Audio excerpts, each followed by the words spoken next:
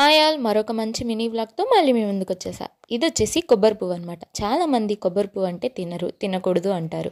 అలాంటి వాళ్ళ కోసం కొబ్బరి పువ్వు తినడం వల్ల మనకి ఎన్ని బెనిఫిట్స్ ఉన్నాయో చెప్తున్నాను చూడండి.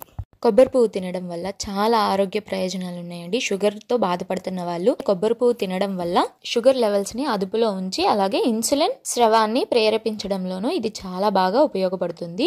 షుగర్ ఉన్న వాళ్ళు తప్పకుండా ఇవి దొరికినప్పుడల్లా తినండి, చాలా మంచిది. అలాగే ఇంతే కాకుండా కొబ్బరి పువ్వు తినడం వల్ల బరువు కూడా తగ్గుతారు. కొబ్బరి పువ్వులో ఫైబర్ కంటెంట్ అనేది ఎక్కువ ఉంటుంది, క్యాలరీలు అనేవి తక్కువగా ఉంటాయి. సో ఫైబర్ ఎక్కువ ఉన్న ఆహారం ఏదైనా సరే బరువు తగ్గడానికి బాగా ఉపయోగపడుతుంది.